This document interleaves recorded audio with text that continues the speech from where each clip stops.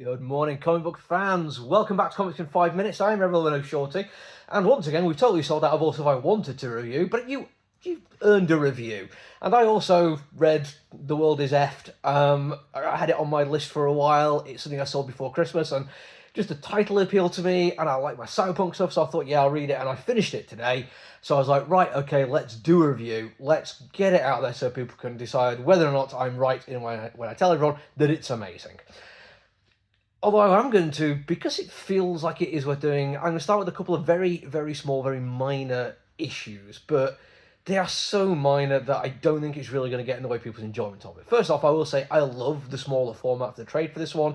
It was like $10 or $8.99 on this side of the side of the pond, and that's just so good value for money. Throw in the fact that it's got like an older, like pulpy paper stock, so it smells like a comic book when you open it.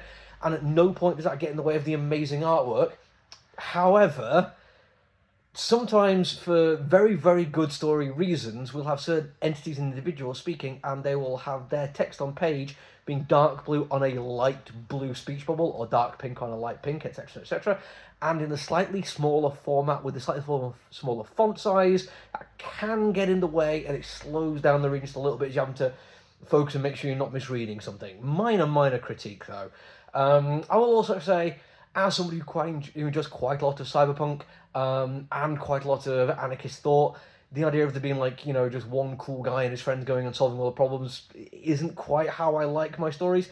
I mean, if you've seen the latest version of Running Man, does a very, very good job of actually showing that, yes, this one guy was kind of cool, but what it does get everyone else to join in, not just him being the hero that carries the entire thing. Now, that's only a minor criticism because this is not the story they're telling, and also we're only one volume into what I think is going to be a longer running thing, and I am in for the long haul. I can't wait to see where it goes.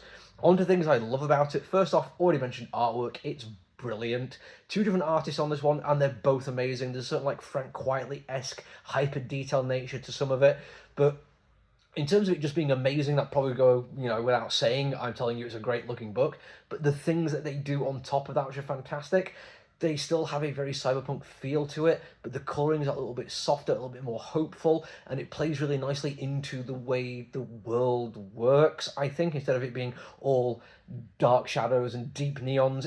It's not a usual cyberpunk aesthetic, but it works really well for more of a hard sci-fi telling. And it is a heist story, so it's not going into those really dark kind of places just yet, although they exist. Also, there's some amazing things with layout. Wonderfully, on numerous occasions, we'll have like a big square master panel with guttering coming out from the centre in spokes, with lots of panels around. And this is a non-traditional way of doing it. You don't always know exactly where you're supposed to go reading it, but the way the story's presented, the way the artwork sometimes drifts between panels, and the way the text boxing is put out, at no point did I get lost. At no point did I second guess that I was reading this in the wrong direction, because not only did it make sense in the layout of it, which is very, very clever, but the writing was done that every single thing followed on perfectly. There's no like, wait, hang on, is this the same guy speaking? Brilliantly done, just in terms of how masterfully they control form. Characters are brilliant.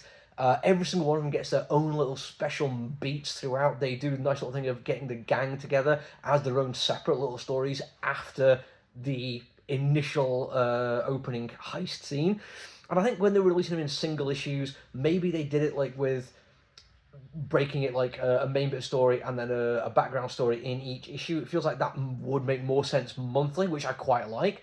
But reading it as a collection, very, very nice. It felt like every single bonus feature of who these characters are and how they got together was just a little treat for you. Like, I already knew who the characters were. They're brilliantly realised, both in illustrations and writing. I knew everything I needed to know about them, but all the extra little details were just brilliant. The biggest thing for me, though, was the world. I love cyberpunk, as I've already said. I love the fact that a while ago, when creating my cyberpunk tabletop role-playing game I'm currently GMing, I was like, I really hope people in my game don't read Scott Snyder's Clear, because he's playing around this idea of augmented reality changing how we perceive the world and how we can't trust anything, even what we think we can trust. But then reading this and realising, wow, there is way more depth to what you can do with that neither Scott nor myself touched on. And I'm not trying to put myself in the same frame as two exceptionally talented professional writers here. I'm not going to not lie. It's nice to be on the periphery of that thought process. But Van Lent absolutely nails it. Does a far better job than I could ever imagine. Every time we get a new instance of how this technology works, my brain's like, damn, that's clever. That's really, really well thought out. Really will realise it fits into the world. And then, oh my God, it's just evil. It's plain evil. This is like the worst thing in the world imaginable. But it's all done in like a really nice, happy, friendly way of dealing with the problems of the society. It's brilliant. I have literally no major complaints about how it's put together, and my little minor ones, they could be solved if I really wanted to. Frustratingly, getting hold of the single issues is a problem. They don't have been DUK. I had a quick look on eBay before I did this review. They're only available from America, and not even all of them in like maybe 5 listings in total, but I would love to get my hands on them in the proper format at some point. If I ever get the chance, I will go out my way to get them. But for now, all I've got to look forward to is more of these little compact trade paperbacks, and I can't wait to get more in the shop, because I'm going to be telling everyone how good they are. Genuinely amazing. That's it from me for now, though. Until I see you all again, look after you, everyone. Stay safe. Bye.